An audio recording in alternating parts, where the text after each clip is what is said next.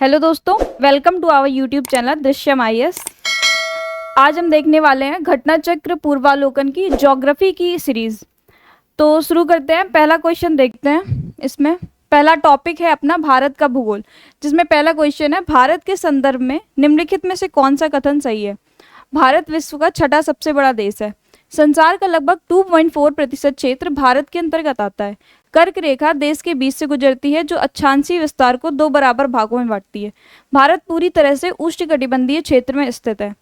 तो नहीं, भारत पूरी तरह से उष्णकटिबंधीय क्षेत्र में स्थित नहीं है। अगर हम ग्लोब पे भारत की स्थिति देखें, ये रही आपकी 0 डिग्री भूमध्य रेखा, ये रही आपकी 23.5 डिग्री कर्क रेखा,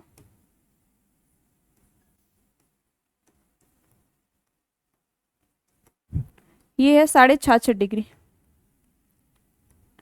तो 0 से 23.5 डिग्री कर्क रेखा के बीच के क्षेत्रों को कहते हैं उष्णकटिबंधीय क्षेत्र, और 23.5 डिग्री से 66.5 डिग्री के बीच के भाग को कहते हैं शीतोष्ण कटिबंधीय क्षेत्र, जिसमें भारत अपना स्थित है। भारत हमारा स्थित है इधर, तो जो कि उष्ण कटिबंधीय और शीतोष्ण कटिबंधीय दोनों क्षेत्र के बीच में आता है। तो ये चौथा ऑप्शन आपका गलत हो जाता है। पहला ऑप्शन है भारत विश्व का छठा सबसे बड़ा देश है। तो नहीं, भारत विश्व का सातवां सबसे बड़ा देश है। पहला विश्व का सबसे बड़ा देश है रूस, दूसरा कनाडा, तीसरा चीन, चौथा अमेरिका,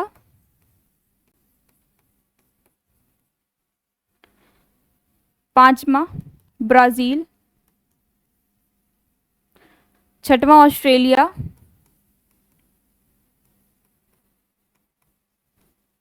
और सातवें नंबर पर है भारत। इसके लिए एक ट्रिक भी याद की जा सकती है, जो लिख देती हूं मैं यहाँ पे। इसको कहाँ से कहाँ पे इरेज कर, इसको इरेज कर देते हैं।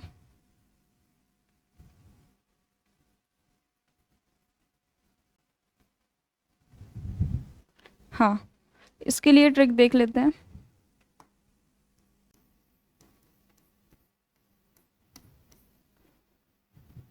इसके लिए ट्रिक है रुक चीन अब आया भारत।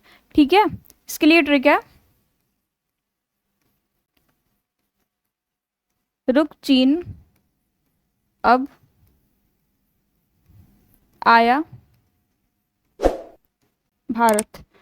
तो रूस से रसिया, कनाडा, चीन, आ से अमेरिका, बा से ब्राज़ील, और आ से ऑस्ट्रेलिया, और भारत का भारत। तो ये ऑप्शन आपका गलत हो जाता है। दूसरा ऑप्शन है संसार का लगभग 2.4% क्षेत्र भारत के अंतर्गत आता है। तो ये बिल्कुल सही है। कर्क रेखा देश के बीच से होकर गुजरती है, जो अक्षांशीय विस्तार को दो बराबर भागों में बांटती है। ये भी बिल्कुल सही है। तो इसमें आपका हो जाएगा 2 और 3 ऑप्शन। चलते हैं सेकंड क्वेश्चन की ओर। सेकंड क्वेश्चन है भारत के लिए निम्नलिखित कथनों में से कौन सा कथन असत्य है। पहला ऑप्शन है भारत विश्व का सातवां सबसे बड़ा देश है। तो ये तो अभी देख लिया, ये बिल्कुल सही है। भारत जनसंख्या की दृष्टि से विश्व का दूसरा राष्ट्र है। तो ये भी बिल्कुल सही है, क्योंकि अभी हम 2011 की जनगणना से चल रहे हैं। अगर यूएनएफपीए की रिपोर्ट देखें तो उसमें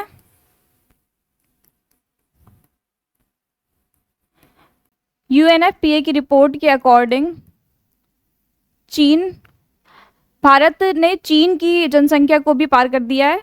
लेकिन अभी क्योंकि हम 2011 की जनगणना के अनुसार देखते हैं, इसलिए बी ऑप्शन सही है। तीसरा ऑप्शन है इसकी भूमि का सीमा का विस्तार लगभग 15,200 किलोमीटर है। तो ये भी ऑप्शन बिल्कुल सही है। चौथा ऑप्शन है सर्वप्रथम सूर्योदय इसके मिजोरम राज्य में होता है। तो नहीं, भारत में सर्वप्रथम सूर्योदय अरुणाचल प्रदेश में होता है।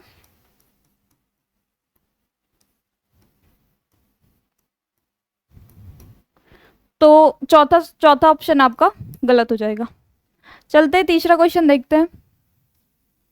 तीसरा क्वेश्चन है, कर्क रेखा निम्नलिखित में से किन राज्यों से होकर गुजरती है? गुजरात, छत्तीसगढ़, उत्तर प्रदेश और झारखंड। तो देखते हैं मैप में। कर्क रेखा गुजरती है गुजरात, राजस्थान, मध्य प्रदेश, छत्तीसगढ़, झारखंड, वेस्ट बंगाल और त्रिपुरा, मिजोरम। अगर इसके लिए ट्रिक देखनी है तो इसकी ट्रिक है, इसके लिए ट्रिक याद कर लो। गुराम,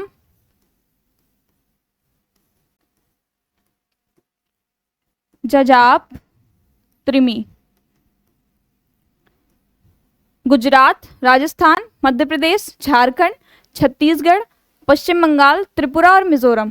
ठीक है, तो इसमें से देखते हैं। गुजरात बिल्कुल सही है, छत्तीसगढ़ बिल्कुल गलत है, उत्तर प्रदेश छत्तीसगढ़ सही है, उत्तर प्रदेश बिल्कुल गलत है और झारखंड सही है।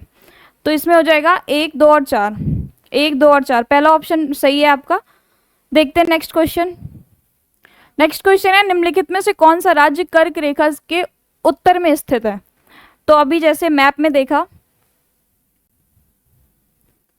गुजरात, मध्य प्रदेश, छत्तीसगढ़, झारखंड, पश्चिम बंगाल और त्रिपुरा, मिजोरम। तो इधर पे पूछा है कि निम्नलिखित में से कौन सा उत्तर में स्थित है। ऑप्शन है झारखंड, मणिपुर, मिजोरम और त्रिपुरा। झारखंड से होकर गुजरती है, मिजोरम से होकर गुजरती है कर्क रेखा और त्रिपुरा से होकर गुजरती है। मणिपुर कर्क रेखा के उत्तर में स्थित है, तो इसके लिए ऑप्शन इसका हो जाएगा सही बी। नेक्स्ट क्वेश्चन चलते हैं।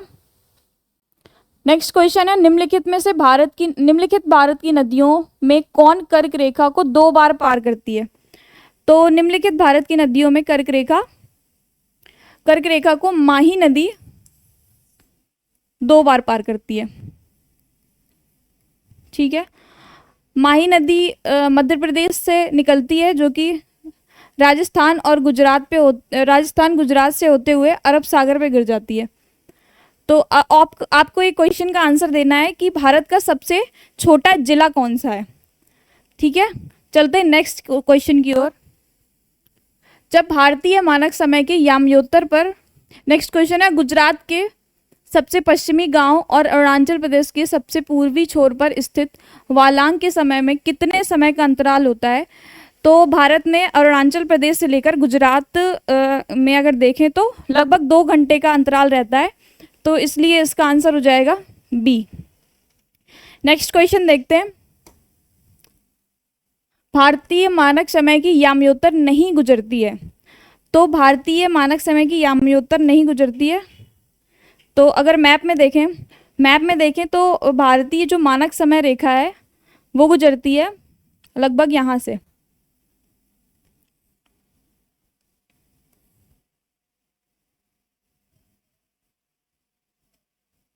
तो कौन कौन से राज्य आ जाएंगे? उत्तर प्रदेश, मध्य प्रदेश, छत्तीसगढ़, उड़ीसा और अरुणाचल प्रदेश। तो ठीक है, चलते हैं अपने क्वेश्चन की तरफ।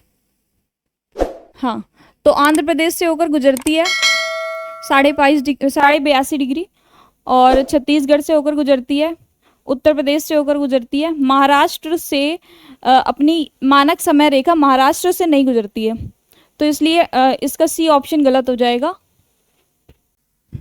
ठीक है, चलते हैं नेक्स्ट क्वेश्चन पे। निम्नलिखित देशांतर में से कौन सा भारत की प्रमाणिक माध्यान्ह रेखा कहलाता है? तो अभी मैंने बताया आपको 82.30 पूर्वी ये अपना मानक समय रेखा कहलाती है। चलते हैं नेक्स्ट क्वेश्चन की तरफ। यदि अरुणाचल प्रदेश में तिरप में सूर्योदय 5 बजे प्रातः होता है, तो गुजरात में कांडला में सूर्योदय किस समय होगा? तो मैंने बताया था अरुणाचल प्रदेश और गुजरात में अगर देखें तो लगभग 2 घंटे का अंतराल रहता है। तो अगर अरुणाचल प्रदेश में सूर्योदय 5 बजे होगा तो गुजरात में 2 घंटे बाद होगा, तो इसका सही आंसर हो जाएगा लगभग 7 बजे। ठीक है, नेक्स्ट क्वेश्चन। भारत का सुदूरस्थ दक्षिण बिंदु कौन सा है? तो भारत का अगर हम देखें तो भारत का जो पूर्वी बिंदु, दक्षिणी बिंदु, उत्तरी बिंदु, दक्षिणी बिंदु और पूर्वी बिंदु और पश्चिमी बिंदु, तो भारत का उत्तरी बिंदु है इंदिरा कौल।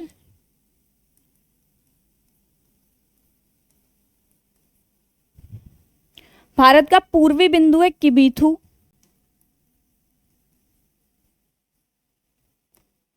भारत का सबसे दक्षिणतम बिंदु है कन्याकुमारी।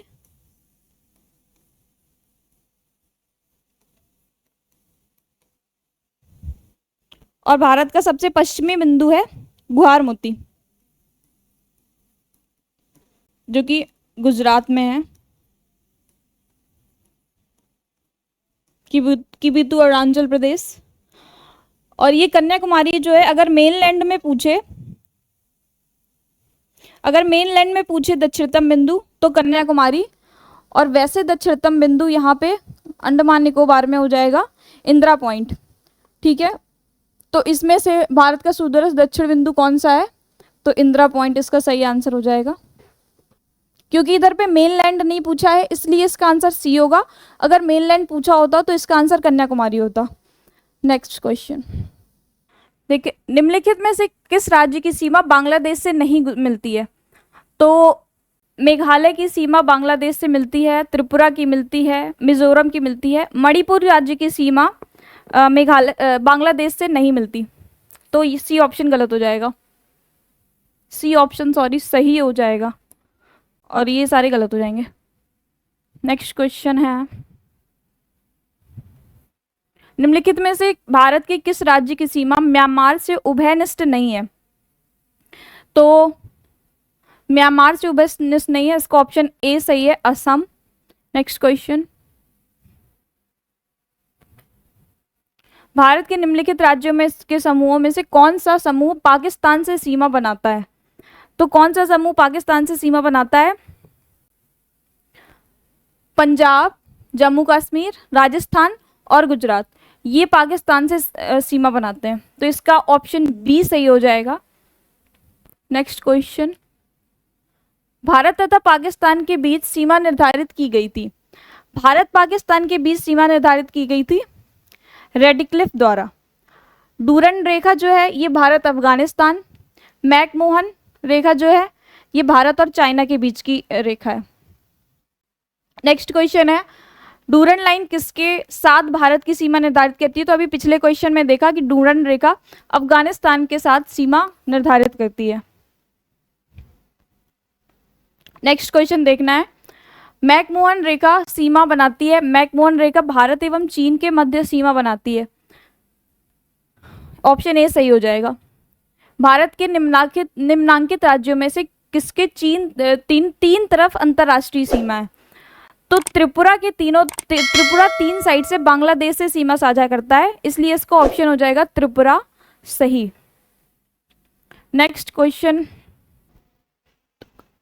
है, भारत से उपबंध पुराचुंबकीय परिणामों से संकेत मिलते हैं कि भूतकाल में भारतीय स्थल पिंड सरका है। तो अगर अपने महाद्वीपीय विस्थापन की थ्योरी देखें तो वो बताती है कि अपना जो भारत था वो उत्तर की तरफ खिसका है। सर्वप्रथम पहले पेंजिया नामक एक स्थलखंड हुआ था। हाँ, पता होगा आपको, पेंजिया नामक स्थलखंड था, उसके चारों तरफ एक पेंजिया नामक स्थलखंड था, चारों तरफ पैंथालासा, ये पानी इसको बोलते थे। इसमें विखंडन हुआ तो ये दो भागों में टूट गया, जिसमें ऊपर वाला कहलाया अंकारा लैंड और नीचे का भाग कहलाया गोंडवाना लैंड।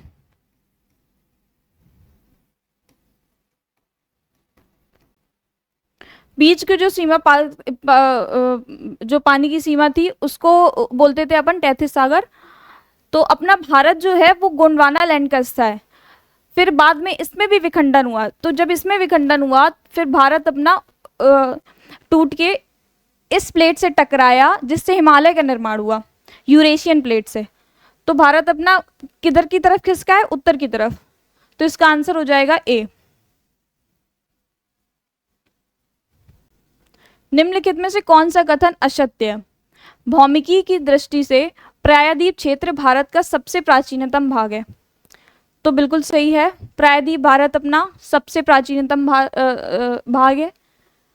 हिमालय विश्व में सबसे नवीन वलित पर्वतों को प्रदर्शित करता है।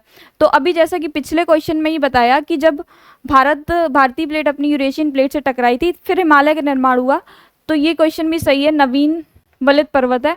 भारत के पश्चिमी समुद्र तट का निर्माण नदियों के जमाव की क्रिया द्वारा हुआ है। ये ऑप्शन आपका गलत है। भारत के पश्चिमी समुद्र तट का निर्माण नदियों के जमाव के द्वारा नहीं हुआ है, गलत है ये बिल्कुल। भारत में गोंडवाना शिलाओं में कोयले का बृहत्तम भंडार है, ये बिल्कुल सही है। भारत में गोंडवाना शिलाओं में कोयले के बृहत्तम भंडार पाए जाते हैं। नेक्स्ट क्वेश्चन, केरल का कुट्टनाड प्रसिद्ध है। तो केरल का कुट्टनाड भारत का न्यूनतम ऊंचाई वाला क्षेत्र है, ठीक है। नेक्स्ट क्वेश्चन, निम्नलिखित में से कौन सी चट्टान प्रणाली भारत में नवीनतम है? निम्नलिखित में से कौन सी चट्टान भारत में नवीनतम है? तो देखिए, अगर कुछ चट्टानों के नाम लिख रही हूं, आर्कियन चट्टान, ये चट्टान भारत की सबसे प्राचीनतम चट्टान है। तो अगर सबसे नवीनतम चट्टान अपन देखें तो गोंडवाना चट्टान ये सबसे नवीनतम चट्टान है। आर्कियन के बाद धारवाड़, फिर कुड़प्पा, फिर विंध्यन चट्टान आती है, ठीक है। नेक्स्ट क्वेश्चन, हिमालय से निकलने वाली सभी नदियां सतत वाहिनी है। हिमालय अपनी वर्षा का अधिकांश, ये कथन है, हिमालय से निकलने वाली नदियां सतत वाहिनी है और कारण है इसका, हिमालय अपनी वर्षा का अधिकांश दक्षिणी पश्चिमी मानसून से प्राप्त करता है। ये कथन नहीं है, ये कारण है। तो कथन तो बिल्कुल सही है कि हिमालय से निकलने वाली सभी नदियां सतत वाहिनी होती हैं, लेकिन इसका जो ये कारण है ये सही तो है, पर इस कारण की वजह से इस कारण की वजह से सतत वाहिनी होती है, ये बिल्कुल गलत है। जो हिमालय से निकलने वाली नदियां होती हैं वो अधिकतर सभी सतत वाहिनी होती हैं, और जो दक्षिण भारत की नदियां होती हैं वो मानसूनी नदियां होती हैं। तो दक्षिण पश्चिम के सतत वाहिनी हिमालय की नदियां सतत वाहिनी इसलिए होती हैं क्योंकि वो अपना पानी मानसून से भी प्राप्त करता है और ग्लेशियर से भी प्राप्त करता है। तो इसका कारण ये गलत हो जाएगा, तो ऑप्शन इसका बी सही हो जाएगा। उत्तर भारत में उप हिमालय क्षेत्र के सहारे फैले समतल मैदान को क्या कहा जाता है? भाबर। नेक्स्ट क्वेश्चन, कुमाऊं हिमालय निम्नलिखित में से किन नदियों के बीच स्थित है? तो यहाँ पे हम देखते हैं कुछ नदियों को और उनके बीच हिमालय कौन कौन से स्थित है। तो ये है सिंधु नदी, सतलज नदी, काली, तीस्ता और दिहांग। तो सिंधु और सतलज की नदी के बीच जो हिमालय है उसको बोलते हैं पंजाब हिमालय। सतलज और काली के बीच जो हिमालय स्थित है उसको बोलते हैं कुमाऊं हिमालय।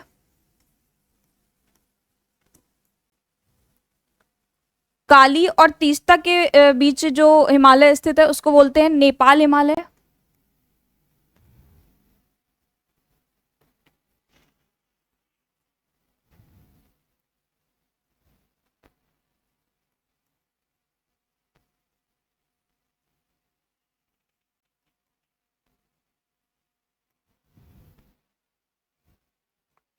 और फिर तीस्ता और दिहांग नदी के बीच है असम हिमालय।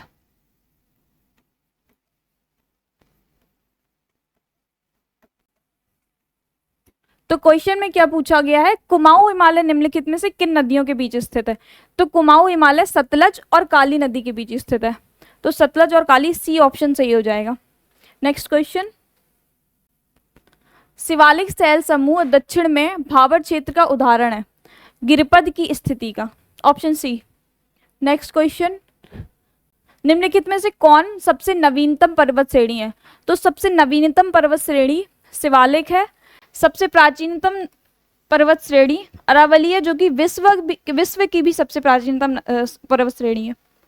नेक्स्ट क्वेश्चन है, निम्नलिखित राज्यों में से कौन सा पटकाई पहाड़ियों से संलग्न नहीं है? तो पटकाई पहाड़ियों से संलग्न जो राज्य हैं उसकी ट्रिक अगर देखें तो है अमे,